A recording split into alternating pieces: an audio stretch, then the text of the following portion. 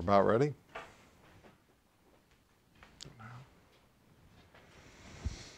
Hey folks, welcome back to the Impact Livecast. I totally screwed up the schedule.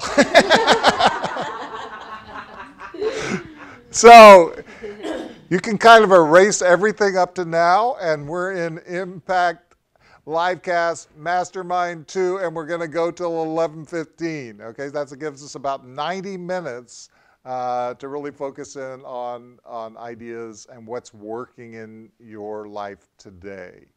We said before that there are three things that you need to make money. You've got to have a product or service to sell. You've got to have people to sell it to. And you have to have conversion. And these people are retaining this after I've repeated it 30,000 times. So that is really, really, really good. We're going to focus today on building your audience. So everybody here needs a better audience because I know that you all have wonderful things to share with the world. All sales are based on trust and value. I trust all of you because these are some of the kindest, most giving hearts than I can possibly imagine.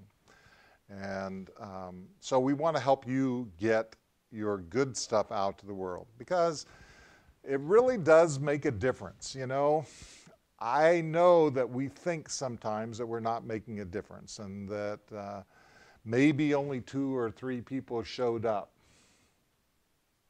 So if you can change one person's life, how much impact does that have?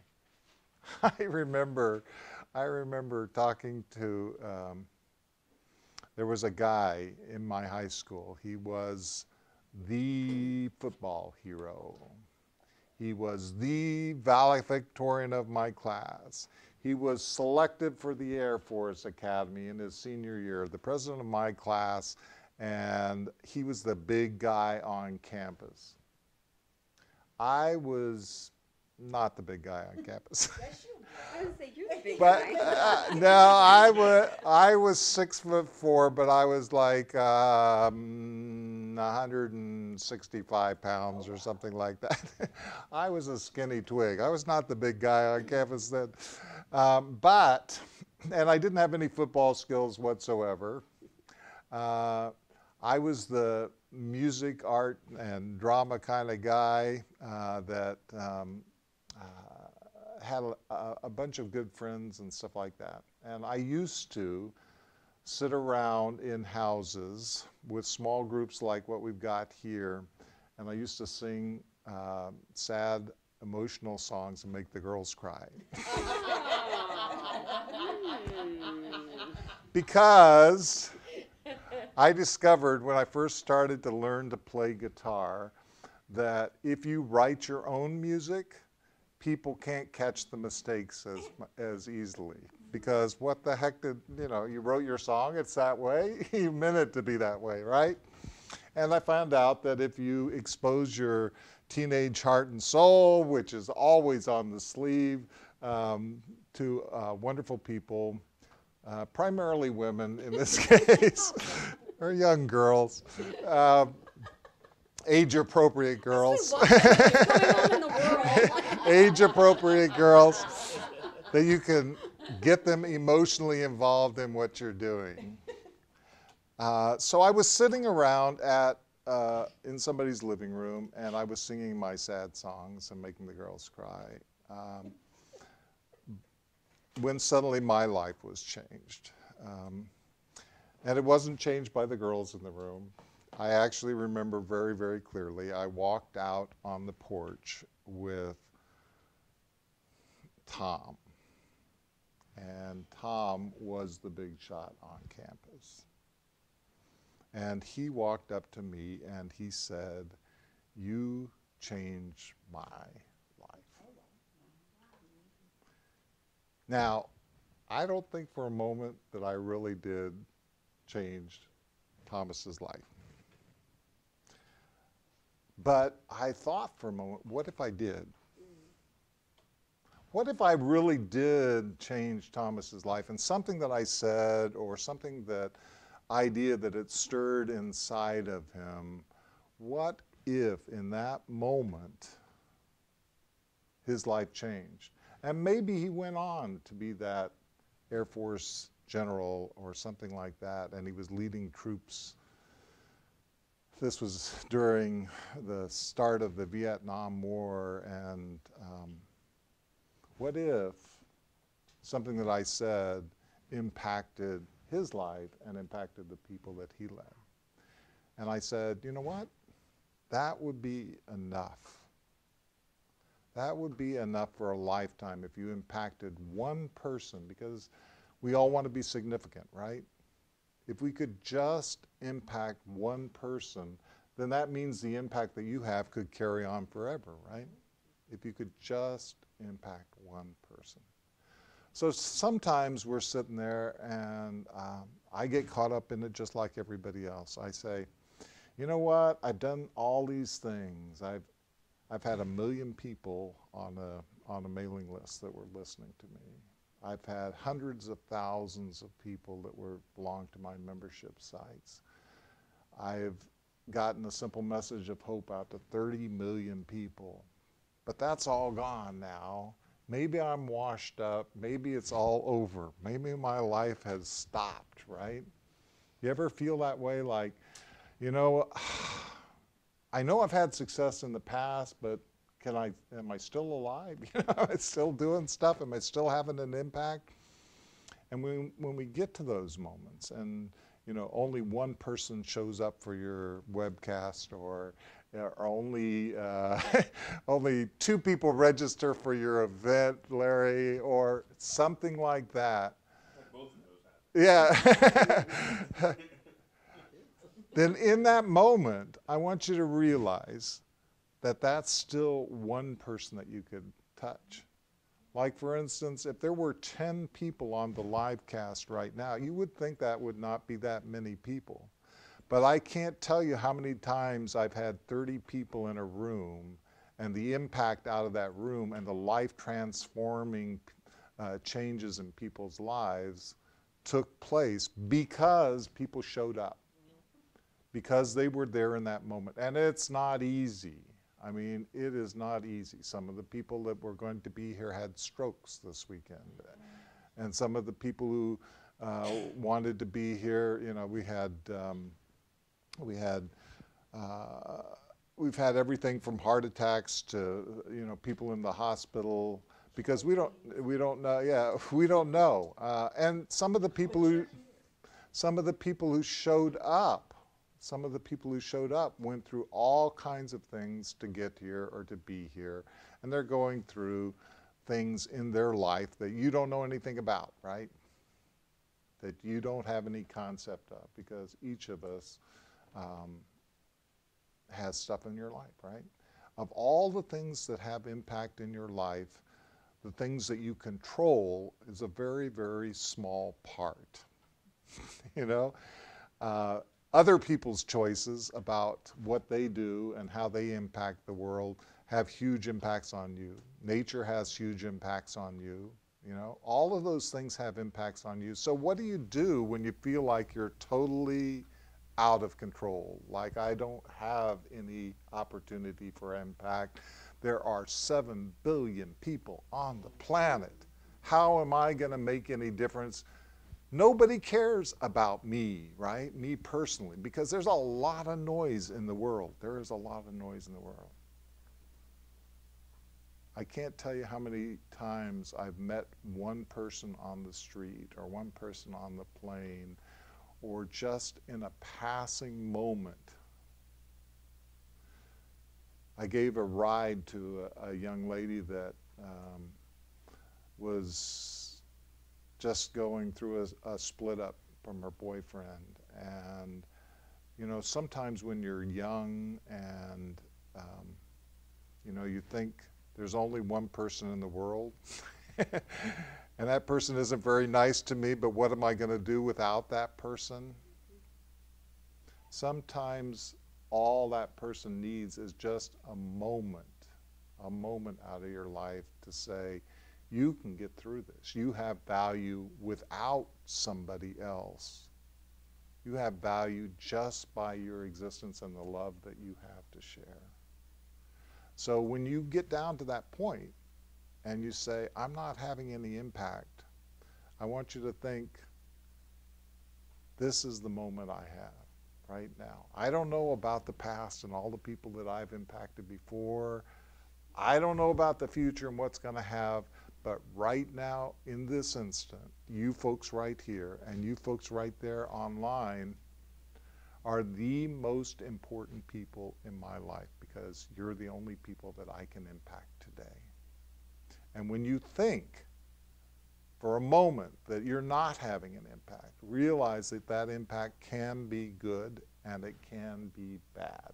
Because every time that we're indifferent to somebody, or every time we show them through our actions or our inactions that we don't care, that has ripple effects too. I'd like to say that you make a difference whether you want to or not is all a feel-good message. It's not, right? Now, you've seen it in the media, right? You've seen it in the media where the pile-on of the negativity, and it just keeps building and building and building and building. Do you think it makes a difference to people every time that something like that happens? And does it make a difference every time when something positive gets spread and something gives somebody the faith to know that there are people out there that actually do care, that are intelligent, you know, that have ideas and that have visions for the future and that are building things instead of tearing things down? If people can focus on that, does that make a difference over time? Tremendous amount of difference, tremendous amount of difference. And I could give you the math and I can tell you all the things about the viral stuff. But here I can shortcut it really, really fast. The more people that you can deliver real trust and value to in the shortest amount of time, in as early as possible. We talked about that a little bit yesterday. I was talking about minimal viable product. If you start today, like my wonderful friend Karen started yesterday with her first Facebook Live broadcast, instead of waiting till January. Oh, I hate that. So what did that do? That accelerated all of the people that she impacted. I mean, everybody that she was able to touch with that video, which she did a very good job at, by the way. Every person, I mean, but let's just forget about the numbers for just a second. What if one person saw that video and showed up today and then heard something that maybe from Ed allowed those ideas that they had to be structured a little bit more so that people could communicate them faster and more effectively? How much impact could that have over a lifetime? And that's what I thought when I walked out on that porch and I saw Thomas Boyd, and I said, wow, what if I actually was able to impact one life? Now, I went away for years and years. It's been a long time since I graduated from high school. And I wrote a book called Impact: How to Get Noticed, Motivate Millions, and Make a Difference in a Noisy World. And I completely lost touch, you know, with Tom, but I did write about that in the first book. And sure enough, through the beauty of Facebook, I now know how Tom turned out. So he's on. He's a Facebook friend now, and he's a university professor and teaching all kinds of wonderful things. So I'm excited about what he does, and he chimes in on lots of my stuff now. So, Tom, if you just happen to be watching, then thank you for having an impact in my life, because I woke up that day and I thought, guess what? I could make a difference, even if it's only one person today. So we're going to talk about exponential results, and what we're going to talk about is we're going to talk about how do we actually build as effectively as possible and what's working today to build audience. And there's several elements to that, right? One of the things, if you want to build an audience, I can tell you, is you want to start early, right? The earlier that you start building an audience, the more effective that you're going to be, because that gives people much more time to get involved and to involve other people. And I want to really, really drill this into you, because I know that I said it yesterday, but this is like life-changing if you really applied it. And that is that so many times we get caught up in what we can do. In other words, I can do this and I can do that. I can reach out to this person, I can have an impact here, I can do this, I can do that. When really we ought to be spending our time thinking, how can I make my message clear so that other people can remember that message and so they can spread it? And how can I enable them to do that as easily as possible and as fast as possible right now? Because the difference between having other people spread it and you spread it is exponential. And it's even more exponential if you do it faster. And the way to make it faster is to make it easier, right? To show them the value for them for sharing it. So like, for instance, we're talking about this event, right? And we're trying to build audience for this event. The soonest that you can possibly say something about this event to somebody else, and the more simple that you can make it, and the faster that you can get them to reiterate. So we started out an actual live exercise, and we said, the first session, you know, what can we do to get the message out? And I didn't really give you any direction, and I kind of gave you two kinds of things to talk about, or three things that are kind of listed on the board over there, which are, we wanted to use the hashtag ImpactLivecast, that we wanted to drive people to impactlivecast.com, and we wanted to get them to join the Facebook group, which is at impactlivecast.com/Facebook. Now, what was wrong with what we did there? Can somebody give me an example of what you learned that was wrong out of that action? Yes, and the microphone goes. Too many things. Too many things, right? If you want to have if you want to, now everybody in the room and everybody online is going, who did Ken just say hey to? We're sneaking people into the room as we speak. Okay, so the first directive is keep things simple if you want people to repeat them. So we changed the message in the second day, and we said we only want to send them to Impact Livecast, or at least in one message. What we want to do is we want to send them to impactlivecast.com. Now, when they get to impactlivecast.com and they're watching this, we want to remind you to go to impactlivecast.com/Facebook and join the Facebook group so that you can do that. But that's two separate steps, right? So anytime you want to get people to take massive action, what you want to be able to do is to give them something simple to do and just one step of it, right? Here's the step. Do this now. Do this now. And the now part is important. I gave you the first day 15 minutes, I think, and said, do this now. Do whatever you can do to stir up action, right? And we did. We got some interesting kinds of things that went out there. And then we talked about the fact that you could actually get other people to share each other's posts and things like that. So what's that doing? That's saying, tell them exactly what the next step is. So do this now. Get out impactlivecast.com. Tell people to show up. And then tell other people to spread that message too. Give them reasons why. So we talked about reasons why. Give them a sense of urgency. This is free right now.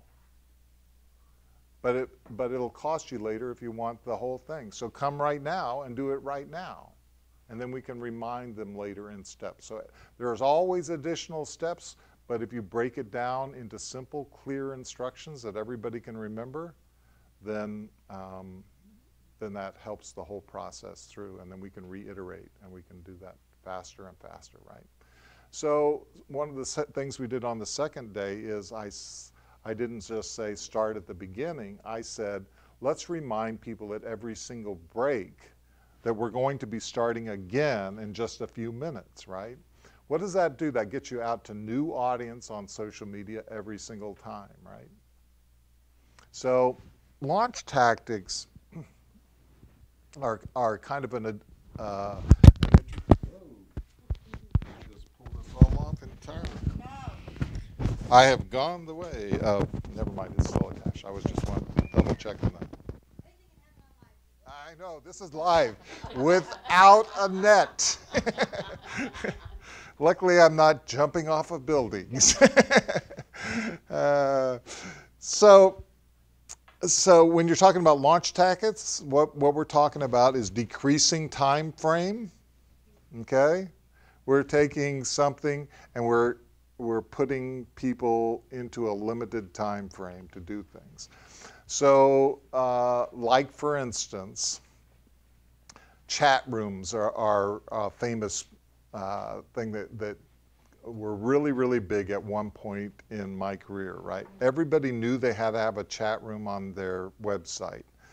Terry remembers that. She's over here shaking her head. And she says, yeah, I remember back there. It was the thing, you know, engage community. Community is really important. Therefore, we'll put a chat room on our website. So what happened on everybody's chat room? Well, somebody come into the chat room.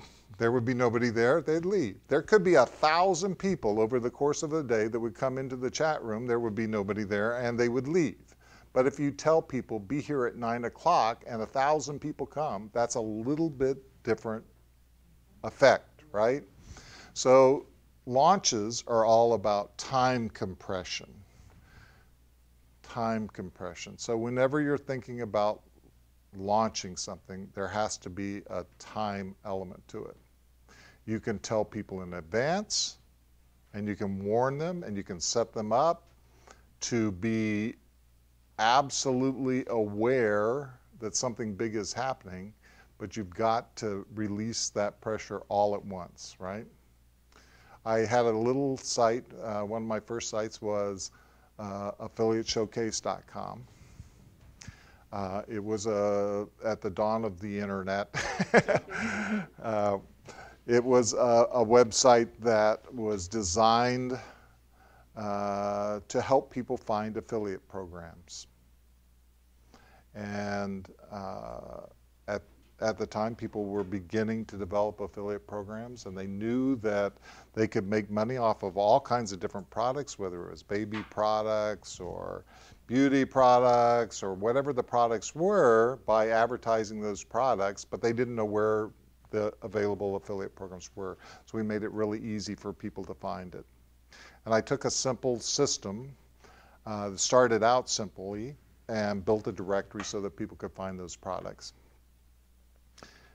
When I started to build my audience, I asked one really, really important question, which I would like you to write down, because I think this could be life-changing for you.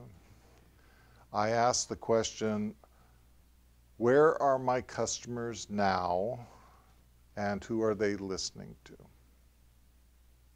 Because every customer in the world exists right now, okay? And they're probably listening to somebody, whether it's their mother or whatever. If they haven't been born yet, they're not your customer yet. You can get them when they get born or shortly thereafter. But otherwise, they're already listening to somebody. If they're interested in the kinds of products and services that you create, they're already listening to somebody. They're already looking for them somewhere. And typically they go to somebody that they like and trust, right? So I said, where are my potential customers now? Because I had zero audience. And there was an early work-at-home guy, a guy by the name of Jim Daniels. He's still around, still out there doing all kinds of amazing stuff. And I said, Jim, I've got this system, and I think that we could use this system. How could this benefit your customers? So there's another question for you. If you're thinking about doing joint ventures, how can what I'm doing help you achieve your goals? At the time, I had a software system, right, that I thought that I could use better than any of the nonprofits I was selling it to for $30,000 a pop. I said, nobody's using this system. Somebody else could do it. Maybe Jim Daniels could use it, because I knew that he had, sitting on his list, 180,000 people. And they all liked him. He was a basic, down-home, country kind of guy that just started doing stuff, and then he started telling people what he was doing and how he was making money and stuff like that. And one of the ways he was making money was through affiliate programs. And he said, boy, I sure wish I could get my people more information about affiliate programs. And I said, I could help out that way. How many people have ever approached, I'd really like to know this, a large list owner or somebody who has a large trusted following and say, I'd like to joint venture with you, okay? How did that go? And let's just pass around a microphone just in terms of success for you. How did it work for you? Who wants to start out? Whether you had good success or bad success, just let me know. Yeah. So for me, it was like if there was synergy in the mission and the vision and as much passion, it was good. Otherwise, it has gone way sideways in the share. Okay, good. Somebody else. So many years ago, I was nobody in the industry. Nobody ever heard of me. I was brand new. And I just decided to reach out to, at the time, Joe Vitale, now Dr. Joe Vitale, someone I consider a really good friend. And I said, I think I have something that could offer massive value to your list. Would you allow me to create value for your list? And he said yes. I had 4 people on my email list. And 2 days later, I had 57,000 people on my email list. So that went pretty well. That's a pretty good group, yeah. So that came from basically asking the question that I was talking about before, in a way. She was looking to say, you know, where are people and how can I serve them? In other words, how can whatever I'm doing or whatever I have to offer serve Joe Vitale's list, right? Because here's the thing with joint venture partners. In a lot of cases, they're not interested in doing joint ventures for the money. That sounds really, really odd, doesn't it? But it's true, because the first thing that a large list or a key influencer is interested in protecting is his customer base. I want to do nothing to risk my relationship with my group. So anything that you bring that's not related, that doesn't help my people, that is not unique in the marketplace and add real value that other people aren't adding, I don't want to expose my list to it, because number one, I don't want to confuse them in the first place. I don't want to send them off to 20,000 different things. I want to support the people with quality sources and people that I trust, right? So you have to build that relationship. When I was talking to Jim Daniels, it was emails, and I had emails forever over the course of a year. The first email, I mean, I literally kept a record of them for a number of years until I lost it in a weird computer failure or something. But I had the first one. It was basically, boy, I really enjoyed your article on this. This is why it meant so much to me. And then the next emails were a little bit along that, or maybe I asked a question or something like that. And it was just emails back and forth, and Jim was very nice. He responded back to me, as many of these people will especially if you buy their products or services and invest in them, then they are more than thrilled to invest in you because I think at the core, everybody that's on this stage, at least, wants to give value to you. It makes no difference to them if they sell you something and it doesn't impact your life. Okay, at least in the impact family, that's the way all of those people are, right? There are people that will just take your money and and don't really care about you whatsoever. I suggest you don't do business with those people. So at the core, though, the first thing that you need to remember is that influencers and list owners are looking to add value to their list. So what did we say in the basics yesterday? We talked about all sales are based on trust and value, right? So the first step you want to do is you want to create something valuable. If you make this unique to somebody else, that's even better, right? So if you tailor this to their particular list, in this case, I asked Jim and I said, what would you like? You know, what kind of features would you like in this system? And I built him a system that was basically exactly what he wanted. I first went out to him and he said, yeah, I might be interested in looking at your system, but I'm busy right now, you know. And then a year went by. And I just maintained that relationship, right? And then one day he said, you know, Ken, I've been thinking about your system. Could it solve this problem? And I said, yeah, I think it could. What would you like? How would this serve you? In a dream world, what could I put together for you that would serve your people?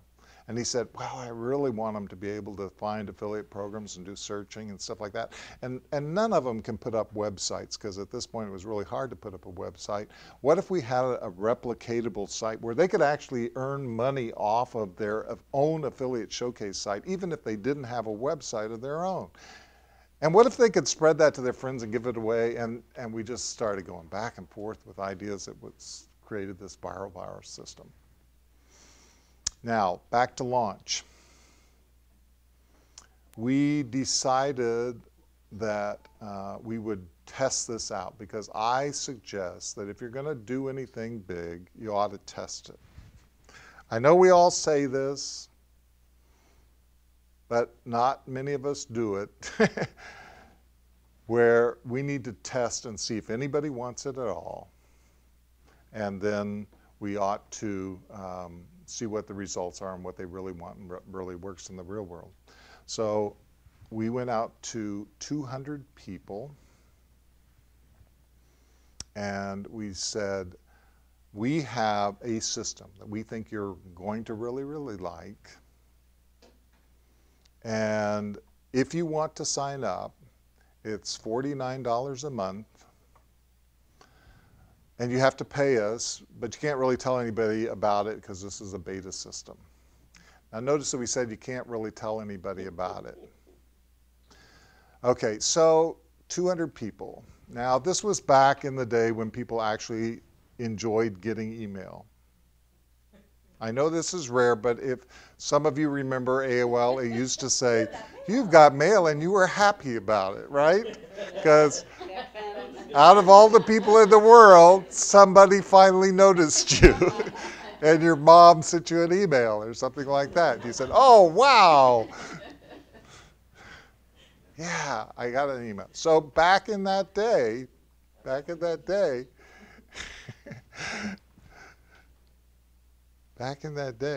people actually wanted to get the email. And here's the oddball thing. Out of the 200, about 200 people signed up.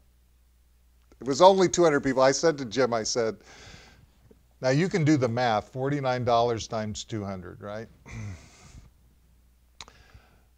It was only 200 people, and I said, this has got to be a fluke, you know. We got We sent out, you sent, are you sure you only sent out to 200 people? Yes, I only sent it out to 200 people. I said, what if we send out to 2,000 people? And he said, all right, we'll do a test to 2,000 people. And he sent it out to 2,000 people. Almost 2,000 people signed up. Now I was worried. I went to my wife and I said, our life has changed. Because I can do arithmetic at the basic level. And I said, your life has changed. I don't know what's going to happen, but something's going to be different. And then I asked, I was worried about this. I said, I don't know what's going to happen with 2,000 people on this system. You know, it's going along okay now, 2,000 people, but we need to load test this thing and stuff like that, because I had a T1 going into my basement, but it was a partial T1 and it was costing me about $3,000 a month for that T1. And I said, I don't know what's going to happen when you know, if we have 2,000 people that are really active on this thing. So I said, send it out to another 2,000 people and we'll load test it and we'll see if this was really a fluke, and maybe this was the only 2,000 people out of your 180,000 people that, you know, really were interested in this particular topic, or maybe you hand selected them, I don't know. So Jim went in, accidentally unselected 2,000 people and sent out to 178,000 people. I thought I heard you right.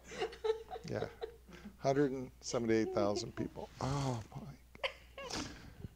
Let me tell you what happened, and this is a lesson for you. This is a lesson for you. You need to plan for success. It's true. Because so many of us hope for success all the time, but we never really think about what it would be like if you actually got success. How would I support success? How, you know, if I was suddenly rich and famous, what would I do with this? You know, how would my life change, in what ways, you know, would go on? And some of you think, this would be a piece of cake. Well, it got a little bit complicated, because in that instant,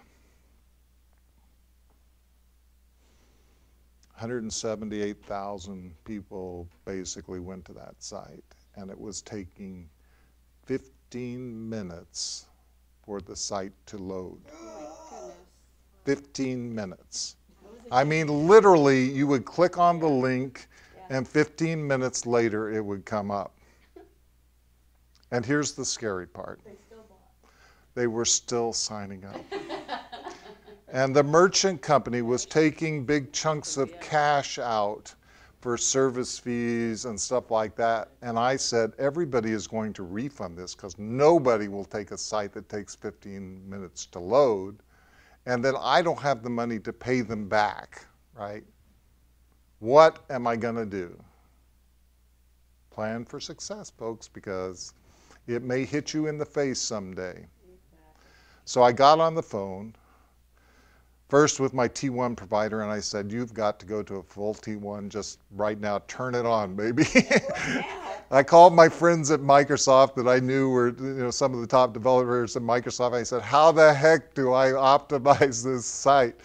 And I told everybody in the group that was signing up, I said, do not tell anybody about this site. I said, if you ever breathe anything about this site to anybody else, you will be banned for life from being a member of Affiliate Showcase. And I said, you're doing a wonderful job of load testing this system, right? You're doing a wonderful job of load testing the system. Hang on. Don't do anything just yet. and I will ban you for life if you do anything. So what do you think happened? It started telling more people.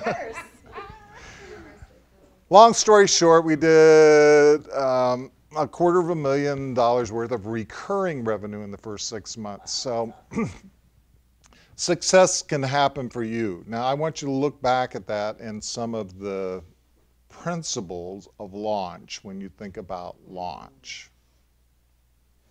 What did we do? We created an exclusive element for it, right?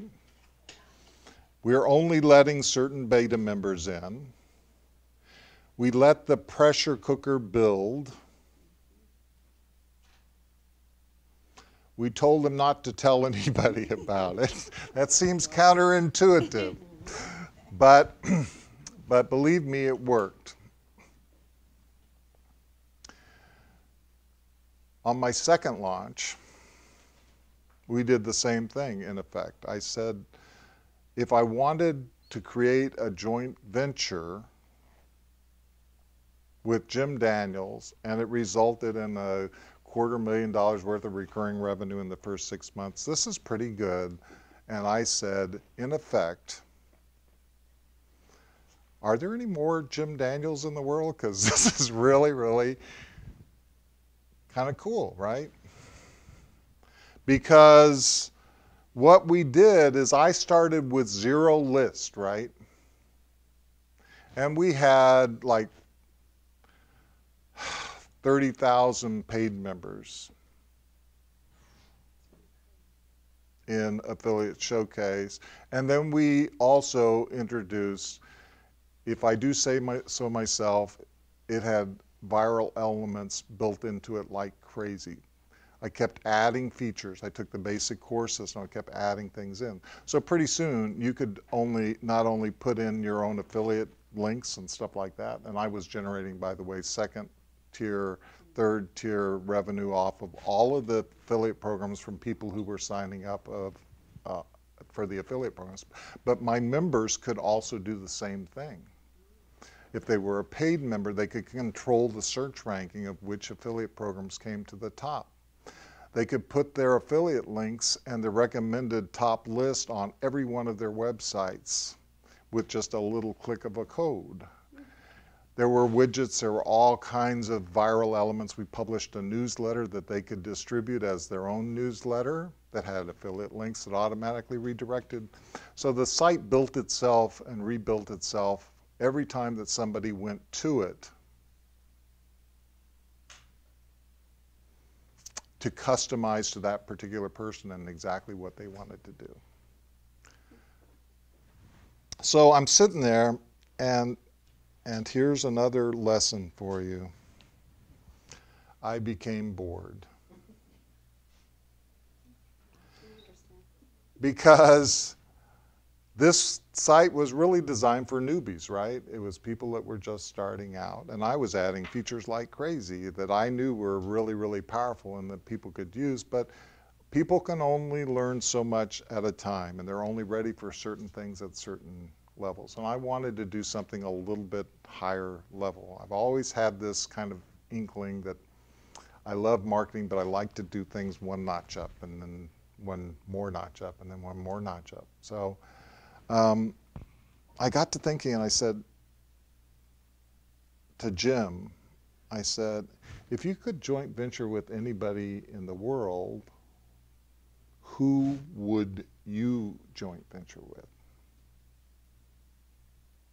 And there were people like Declan Dunn, there were people like Yannick Silver, there were Mark Joyner, there were all the pioneers of the internet were members of his list, and we handpicked a group of people, including those people and some other really amazing people.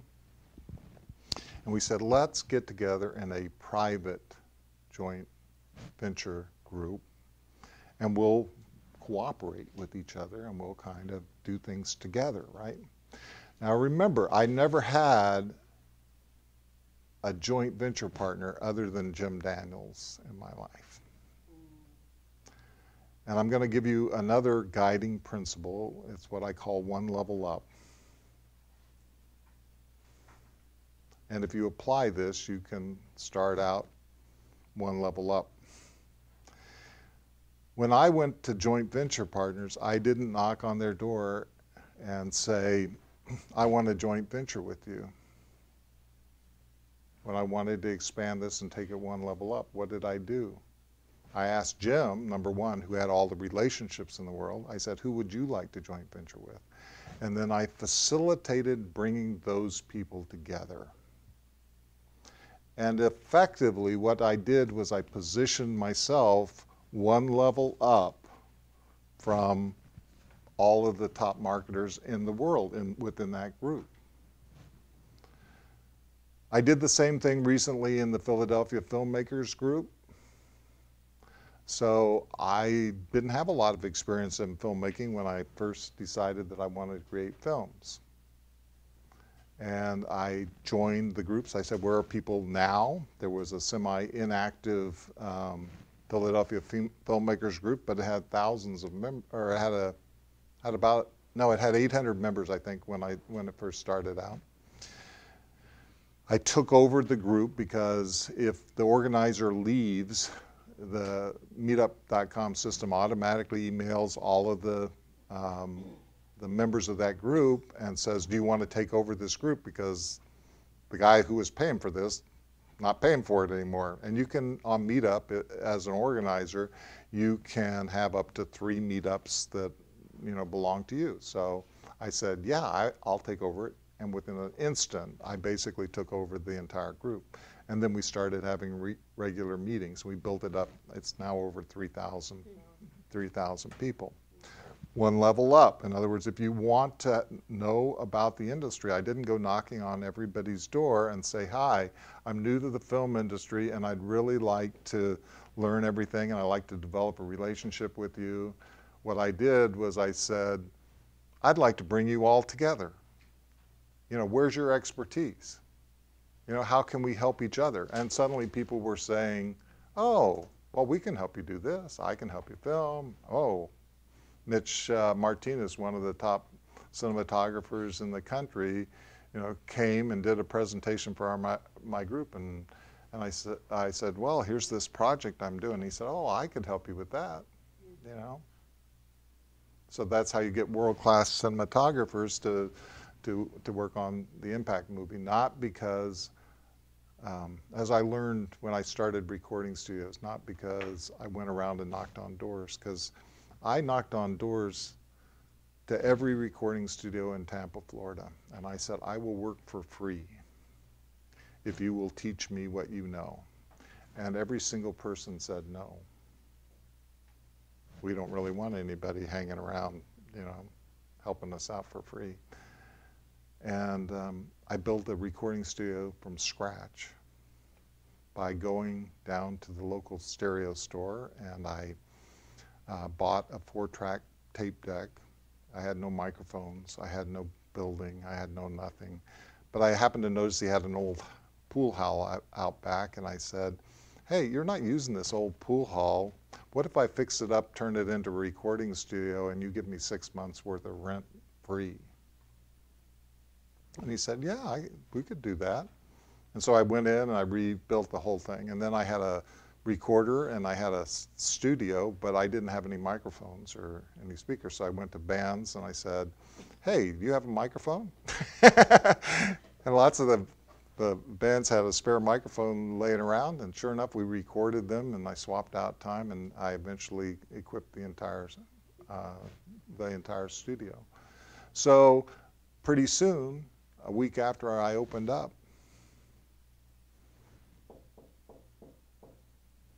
hi, Ken, can I work for you for free? Because I want to learn the business. So one level up. I want you to be thinking all the time about one level up. Now I've kicked off a few ideas. And I've just given you kind of the basics of something that worked, in the far distant past, going back many, many years. But what's working today to build an audience?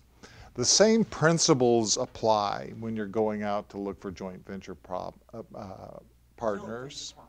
Yeah, but joint venture problems. We can talk about that too, you know, and Denny's right, you know, it's all about building real relationships with people that match with you and your goals. And also it's about anything else in relationships, thinking about the other person first. In other words, I didn't say, hey, I'd like to build a system and you should use this, Jim Daniels. What I said was, to Jim, I said, what would you like in a dream world? And how can what I've got right now help you? So if you went to Terry Levine or somebody like that and you said, you know, how can I help you build what you're doing? Here's kind of the things that I might have, then maybe something would fit if she liked you and she trusts you and you were in alignment with her and her goals, and if it served the people that she serves, right? She might be open to that. So the same core principles apply, but we have new and new technologies every day. The world's changing every day. We have opportunities every day to reach new audiences. So what I would like to do is I often tell people, you know, I talked yesterday about checkbox marketing, meaning like John Kramer's book on how to market your book. If you actually did everything in that book, you would have a bestseller, guaranteed. And we all know more things than we can possibly implement, right? We already know.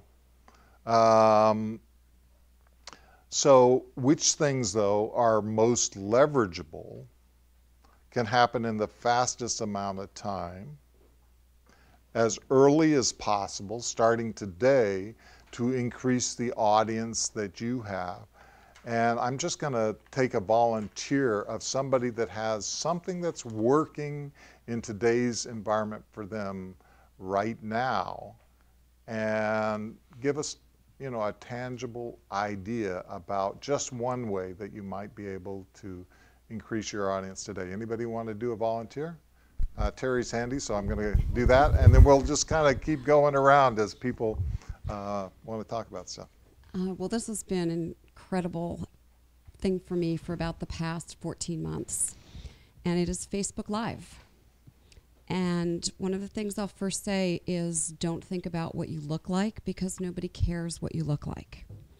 They care if you're there to serve them, not to sell them. And when you go on Facebook Live, there's a couple of things that will really generate literally a tribe of people following you. I've had as many as 7,000 people watch a live and as many as 783 comments on a live, which I can't get on a post because I can engage with my audience. When I go on live, I'm not just there for 10 minutes, I'm there for 30 minutes, like a webinar, because Facebook's algorithm needs time to build your audience. So don't just go on and say, you know, hey, I'm here, and don't be a talking head. Be as engaging as you would be on a webinar. Hey, I'm here to help you. This is a tool or a tip that I'm going to share with you today. Ask me questions, let me know, and communicate with them. Hey, Jocelyn, I just saw you come into the live. Thanks so much. What's the biggest question you have in your business? Put it in. Let's talk. And you engage them for 30 minutes. And then I'll give you the secret sauce. The people who engage back with you and comment back and have an interest, private message them. Hey, Karen, I saw you come into my live and you had a question about such and such. Want to grab 10 minutes on the phone and have a virtual coffee? And don't do it to sell someone. So the whole process that I'm sharing is come with heart, come to serve, and come with no agenda to the outcome other than let me get my message out to impact and to serve and to help. And I will tell you, I don't care if the first live you do, you have 4 people and you go, oh, do another one and do another one and do it consistently, Monday through Friday, every single Monday through Friday for 30 days. At the end of the 30 days, your business will be dramatically changed. I don't need to give Facebook any ad money, do any advertising or any marketing. That's all I do. And I'm able to build engagement, make an impact, make a difference. Fantastic. Somebody else? pass it down to Kevin. And just introduce yourself since you came in late. Hi, I'm Kevin Pulse. Thanks for everything, Ken. I'm not sure if this is exactly how it would work, but what I did years ago, I approached someone who had a training course and offered to be their JV broker. I'm sorry. Eat the mic. I offered to be their JV broker, and because of that, I've made significant friendships now. It's been now 6 years, and through one of those, what I did was I made another introduction from one of the people to another one, and they ended up creating a training course that sold for about $500 a pop. Now, granted, I never monetized from it, regrettably, but hey, that it is what it is. But the one person behind it is, you can look him up. His name's John Benson. He's known as the godfather of the video sales letter. He's done anywhere between 1 and 3 billion in sales between he and his clients. And the other partner that they partnered with was Ryan Levesque of the Ask Method. And together they created a course called VSL Fast Track. I don't know if any of you have ever heard of it. But because of that introduction, I was the one that introduced them to each other.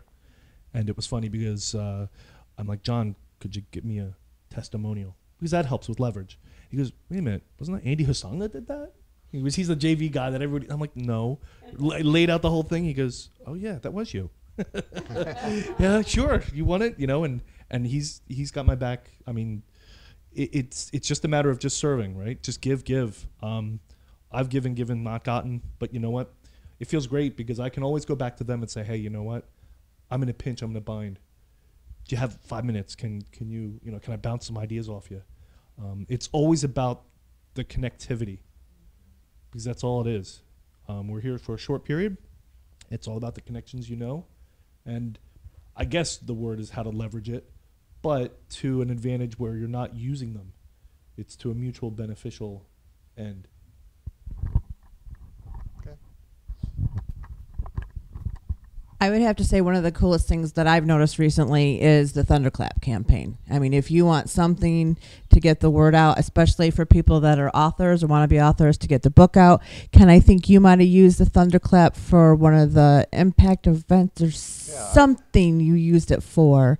And again, the nice thing about it is it doesn't cost anybody anything. They've switched their model, just to let you know, in the update. Because I did go out and consider using Thunderclap for this, but I think it was like $150 now to do it. Yeah, $150 to do a Thunderclap campaign. But for the people that you get to bring on, I mean, it doesn't cost them anything, and you can get a whole. I mean, we were able to how much? I can't even think about how much exposure we just recently got. But I mean, again, it's a lot of just asking, hey, my friend's launching this book. Would you be willing? And really having that opportunity to be able to get people to all join in together, and then of course. A lot of times, hey Felicia, could you do this? And the next time Felicia could be like, hey, I'm doing. It's a great way to be able to, have each other's backs. And I really like the Thunder, and that's a way to get a lot of reach really quickly. Right, exactly. Yeah. So let me just explain a little. Thanks, but I want to reiterate that the Thunderclap is really good. And when we launched my book, we had 1.5 million people help launch it. And we hit the bestseller list in about 4 hours simply because we had that kind of reach. Now, what Thunderclap is it's an online social place where you can invite your friends to a one-time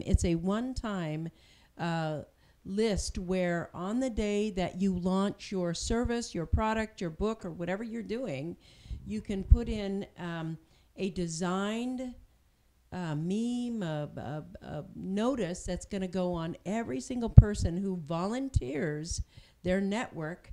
They volunteer to let you post on their site to their members all the way through it. So you get a wide reach really fast. It's an excellent tool.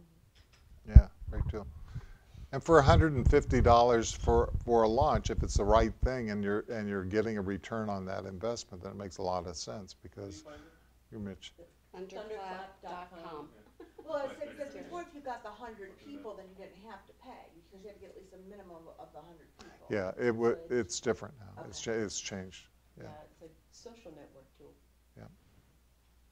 So I just wanted to share what's working is like playing full out in the either the pages that you moderate or the groups that you hold or pages that you've liked that friends belong to, is to show up, every day and play full out, not just like once in a while, but really engage with the people that are focused in the group, but also cultivate those relationships with the people that are joiners, welcome the new members, and really just be present with the things you've liked and are a part of. Yeah.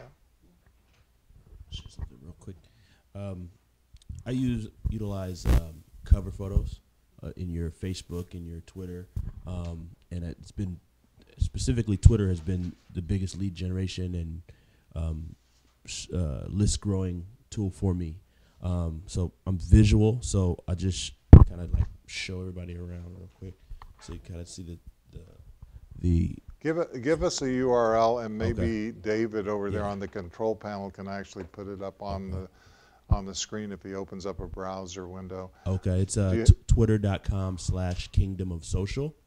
And what you do is you create your cover photo at the top. You put if you have an ebook or some sort of thing that you're offering for free, and then you pin your tweet to the top.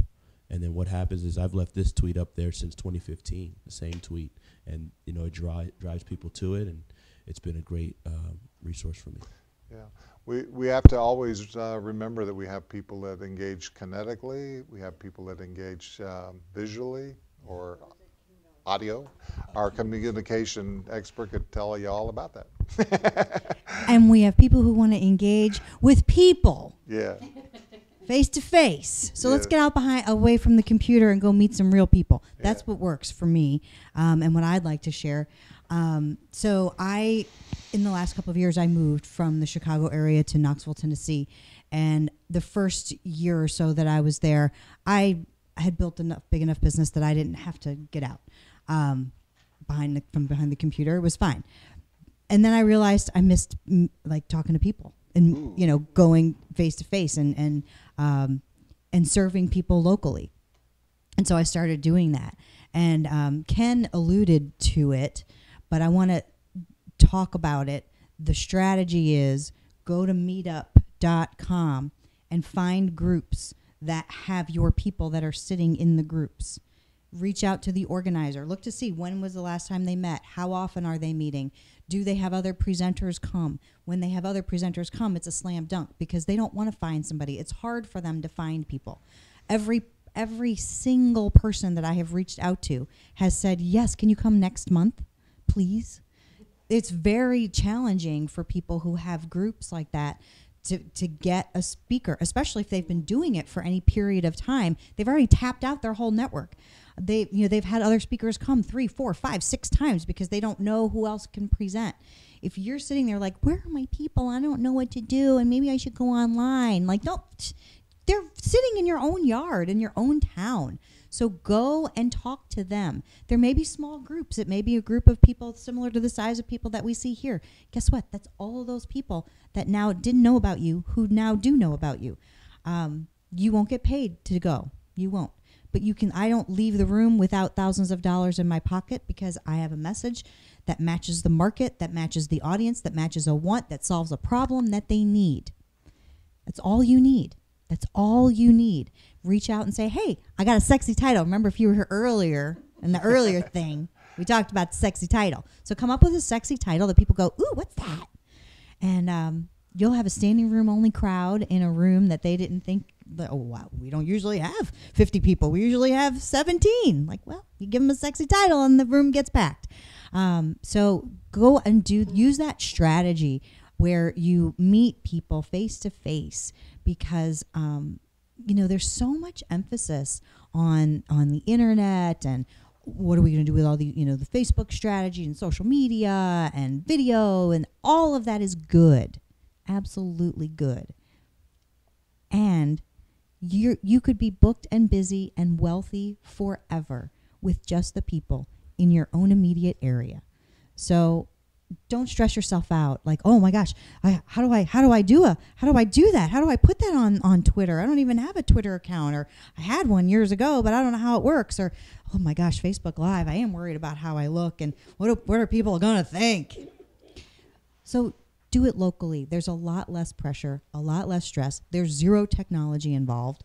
And you get to connect with people who then you feel like, hey, you changed my life. You impacted me. So that's that. And I'm telling you, it works for me and it can work for you. It's a very simple strategy. You send an email and say, hey, this is who I am. This is what I'm about. I notice that you have this group. Do you have speakers come?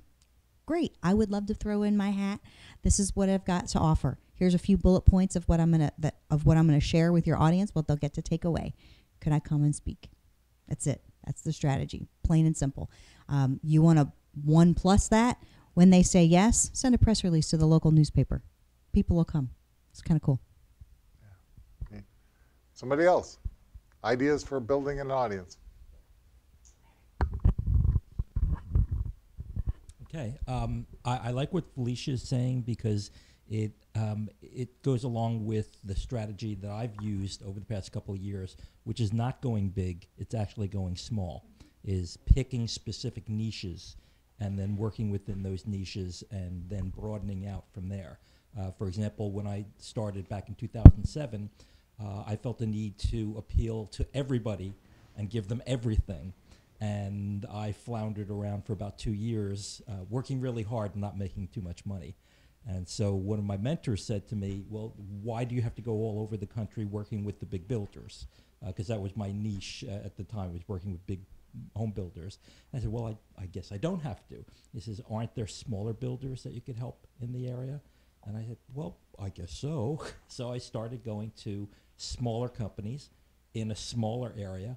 And I was finding that I was spending less money, having less stress, and making more money in the process. So there's a whole subculture of people, of smaller folks, smaller businesses, smaller companies that need help because everybody's focusing on the larger companies. So focusing on a niche helped me. And then it also gave me the opportunity to tailor the message for that niche. Because now that I was working with a smaller niche, and again, my niche is still builders and any peripheral markets, property managers, lawyers, anybody having to do with real estate, realtors. But then I moved into plumbers and roofers and basement contractors, but still working small and tailoring my message as I went. So that really helped me. And eventually, I also developed the flexibility to realize that I had to stop and listen to what they wanted and give them what they wanted first, because I knew what they needed, but they're not interested in what they need. They only want what they want. And once I gave them what they wanted, then I was able to say, hey, well, here's what I think you need as well. So those are the things that work for me, just going small, staying flexible, tailoring my messages, and that's been very useful for me over the past couple of years. It's kept me afloat. Anybody else? So I found it interesting because it seems like every single one of the ideas that have gone around the room I'm using, which is great. The other thing, add to that your mental capability that you now realize that you really are being noticed. I walked into a conference one day. It was a real estate conference, and I knew no one in this room, except actually I knew one person in the entire room that I knew. I walked in, and I walked in late, like Kevin did. And everyone went, hi, Kevin, right? But people know you in this room, or at least they know you in this room, right? And I'm sorry, I'm not picking, I'm just trying to make a point. I walked into this conference, and must have been 75, 80 people in the audience, and the speaker stopped. I didn't know who the speaker was. I knew of him. He stopped. He said, oh, look, it's Larry Steinhaus. The audience went, oh, look, and they had a conversation. I'm trying to sneak in because I'm late, and everybody knows who I am. And they know who I am because of Facebook Live, because of events I've gone to, because of line of sight in other events. And it made me realize, wow, this stuff is really working. Because when you want to give up, when you want to do your Facebook Live, and you want to do it every day for 30 days or for a month, how you put it, And then you're in the 14th day, you're like, I still only have 4 viewers. Why do I want to do this? Realize that there are people watching it. They're watching it offline. There are other people talking about it, or other people telling other people about it. I mean, now it's like when I don't get 200 views, I get disappointed, you know? And 200 views is a lot of views. So just remember that this stuff is really working. I mean, who's this guy? Anybody know this guy up front? No, never seen him before. Oh, it's funny how like everybody. I mean, I talk to people. They know who you are. They've never seen you. They've never been to an event. They've never met you. But oh yeah, I know that guy. And it's the same thing, and it works. That's all I wanted to say. Where do we want to go with this? Somebody else got an idea? Nobody has any more ideas in this whole creative thing? Danny has one. A billboard. You got to put a billboard up on Route 1, Route 95. I figured if nobody has an idea, I'd just start talking. So building audiences, hold events, hold expos, big giant ones, hold intimate gatherings in your front room, do a basement thing, go to meetups, do Toastmasters, get out, be a part or hold an event, hold the space yourself Yeah. to bring the people together. See, now look at this. Now you got her thinking. Jenny got me going. I'm going to piggyback on that. So about 22 years ago, I walked out of my corporate job, president of a national healthcare company, and literally said, I'm starting my coaching and mentoring business. And one of the first things I did is I just invited friends, colleagues, people I wanted to hang with over to my house for the afternoon, a little wine, some cheese, and a murder mystery. It was in a box, murder mystery. We did this murder mystery thing. We had fun. We're laughing. We're connecting. And I said, I just want to take 2 minutes and tell you guys it's Saturday, and on Friday I quit my job. And it was like, what? Oh my God, everybody's freaking out. And I'm like, no, it's really cool. I'm doing the most amazing thing, and it's going to be freaking unbelievable. You're the first people to know. I don't know if any of you might want to work with me. I had 30 clients in 30 days, never looked back ever. And it just came from, let me make real authentic connection. Let me bring my friends together. Let's have some fun. Let me just share what I'm doing. It wasn't, so I just quit my job and I'm a coach and let me tell you what I do and let me do a complimentary coaching session with you. It was none of that. This is what I'm doing. I'm so excited. Just spoke from my heart, made connection, served people, and created passion. And it works incredibly well. You don't need to sell it. Yeah, some good wine was had by all. You know me, Denny. So good. All right, anybody have any questions? How about problems with actually creating traffic? How many people have tried things and it didn't work? You want to try? Karen, I'm gonna get Karen on here. I want to pass this down here, and we're gonna go down to the beautiful and wonderful Karen Sachs, and she's going to tell us about something that did not work. Well, I like the Winston Churchill quote, and I'm going to be paraphrasing here, but the quote is something like, success is going from failure to failure with great enthusiasm. And so I appreciate that you wanted to spotlight internationally some of my failures. And thank you so much. I really appreciate that. I think that one of the biggest challenges that I had, and I'm going to run to a different analogy here briefly, but when I was much younger, I was a volunteer at Johns Hopkins Children's Hospital. In the NICU, loved it, filled my heart, and I made a difference, and that was important to me because I knew I was making a difference. And when the other volunteers found out what I did for a living, they said, why in the world are you wasting your time in here? You know, with your talent, you should go be on the board of the Children's Hospital and raise millions of dollars so that you can help hundreds and thousands of babies as opposed to the 5 or 10 you hug each week.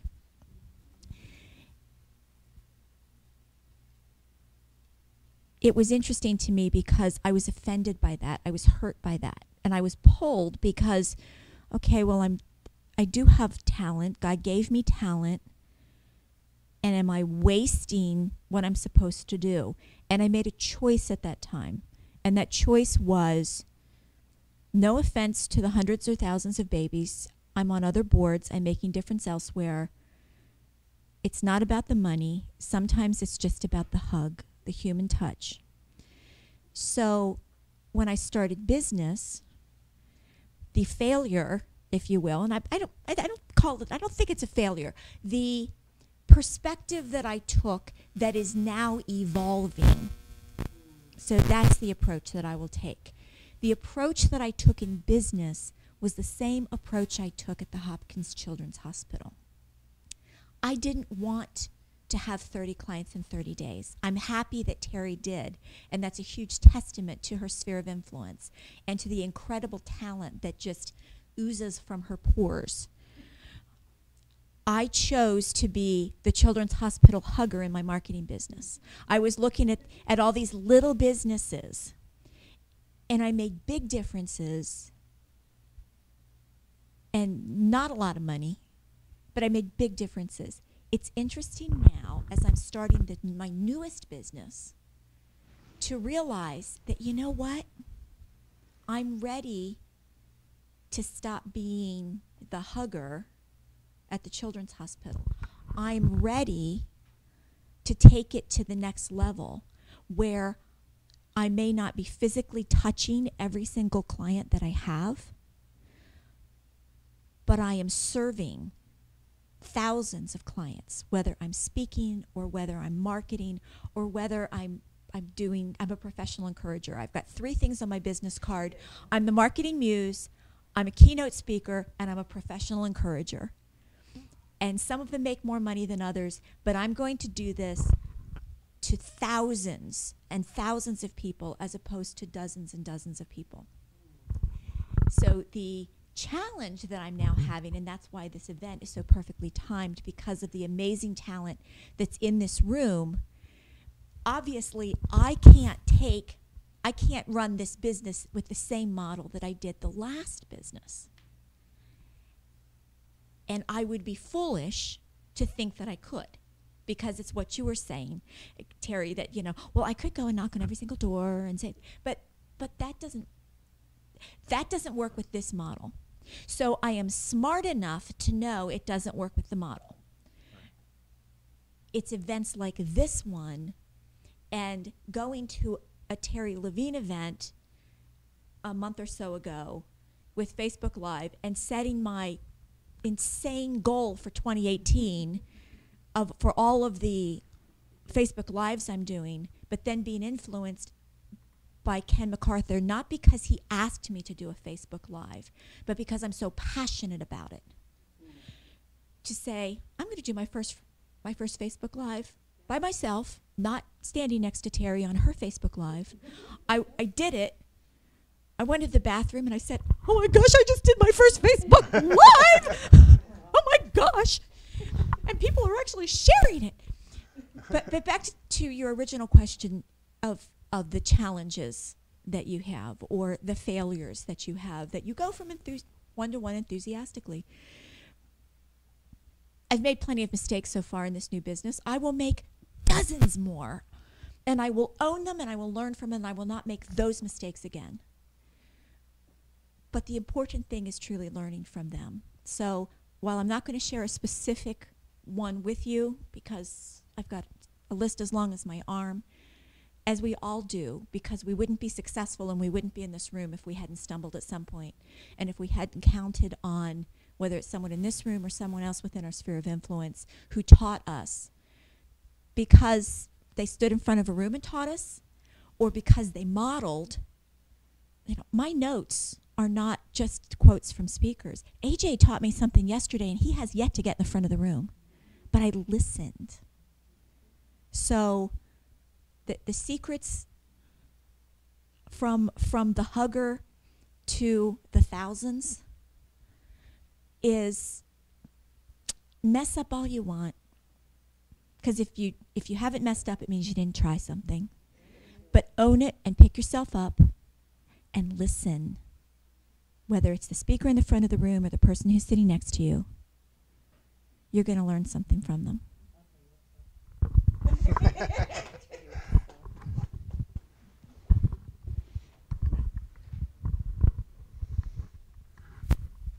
Yeah, so I'm going to tell you what sucked for me.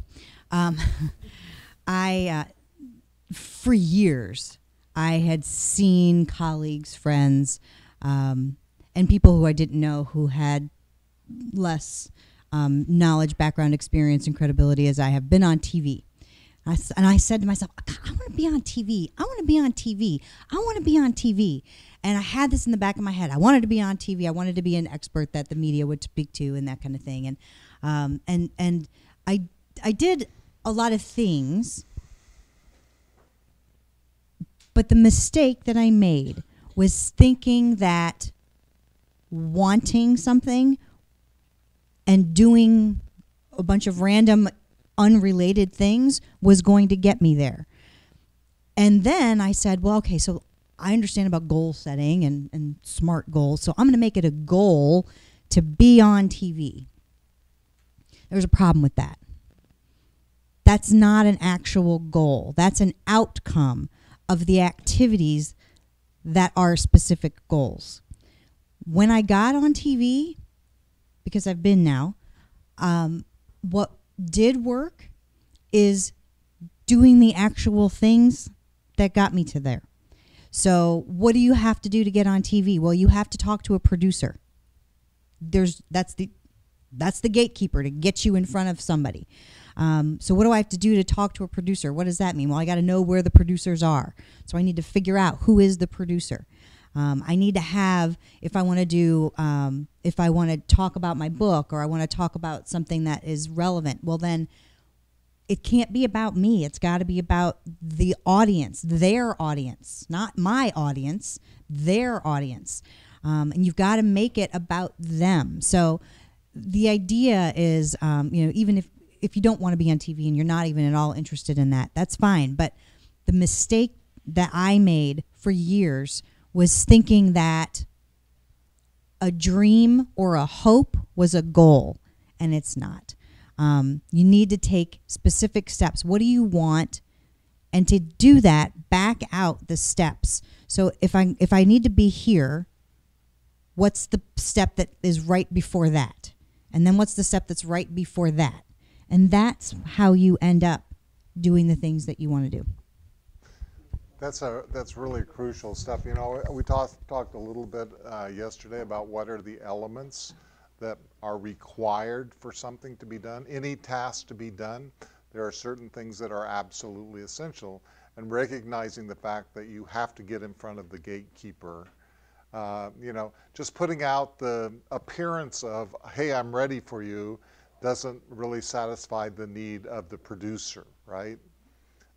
You have to be out there doing it, and you have to make it simple for that person to get the idea. When we're talking about television, we're really talking about how can I get 3 or 4 points out in about 15 seconds or something like that will stick in people's heads. So when we did the Speak Up Save Lives thing, we structured a message that was like 5 points that anybody could make and do that on television. I did it on television, so anybody can do it on television. And it was really great to be able to know what the requirements were for that producer. And how did we get to that producer? I threw an event, right? The producer came to the event. Who was it that was telling me, oh man, I can't remember the conversation. I had a conversation yesterday, the key influencer. Oh, it was you, Ed. You were talking about how do you get in front of a college audience. In other words, if I want to teach at a college, and I don't have a degree in marketing, for instance, or business, and I want to teach at a college, perhaps in their extension thing, which is always something that I've kind of wanted to do, then how do you get that kind of position? How do you do that? And the way Ed did it, as he explained it to me, was he was out doing presentations, in the community, and sure enough, the dean attended one of his presentations, and he said, "Hey, I could really use this. And now he's doing, I think he's got something like 100 courses or something that he does. Yeah, so yeah, good exciting stuff. And Jocelyn's about to burst out of her skin. You're saying that I got 5 minutes left? Oh, okay. I knew that. I'm going to add one. Yeah. Microphone. How many people in this room are doing podcasts where you interview people? Yeah. Just you guys? When am I on your show? Oh, Whenever you want to be. All right, let's go. I- Okay, and that's exactly what you do. You go on other people's shows. You do your own show if you're smart enough to do it. And I shouldn't say smart enough. If you're so inclined to do it, you do your own show and invite. Of course, you're going to be on my show. You're going to be on my show. You're going to be on my show. You're going to be on my show. We'll talk about that later at the that thing. Which thing is that? The break. No, We're no, going to the do a other break. The thing after the break. Lunch? After lunch. Wine and cheese. Hot seat. Wine and cheese. We're going to talk about my show on the hot seat, the Larry Steinhaus show. And you guys are all going to be on it because I'm going to be on your show. Anyway, that was what I was trying to say, is be on other people's show. Yeah. Definitely you can do that. So what do you do first? You ask, where are the people that are my potential customers, or the people I can serve right now? Because they are somewhere right now. Who do those people know and trust? How can I help those people deliver real value to the people that are in their community? And that makes a huge difference. Here's what we're going to do. We're going to take a break. And it's just going to be about 15 minutes. And we're going to come back at 11:30. And we're going to have Vicki Hellman and from everything that I know, and as far as people checked, the schedule is now correct from this point forward. So I hope you enjoyed the extended mastermind. I got a few good things out of that. I hope you did too. And it's always good to have reminders about what works and what doesn't in life. Always know that if you're doing something and it's not working for you, at least you're doing something. You're moving forward, and you can learn from those experiences. And the sooner you get moving, the sooner you're going to figure out what you shouldn't be doing or what you should be doing, and that's going to have exponential impact for the future. I'm really excited about having Vicki Helm. She's one of my dearest friends. I just love her to death, and I can't get enough of her. Unfortunately, other people want her too. So, but that's all right. I have a special relationship with Vicki Helm, and so in the break that we have of 15 minutes, here's what I would like you to do, and I'd like you guys to do it too. I want you to stir up a commotion, because Vicki Helm deserves an audience. Yes, We just talked about so many different ways that we could possibly build an audience. Why not put some of those ways into effect right this instant over the break and see how many people we can drive to impactlivecast.com to get Vicki Helm the audience that she really deserves, and impact the people who are there on the livecast, because she already told me that she's going to transform your life. She's about transformation. She's going to make a difference in your life. So who wouldn't want to show up for that? Okay, send them to impactlivecast.com, and here we go. We're bye for now. Back in 15 minutes.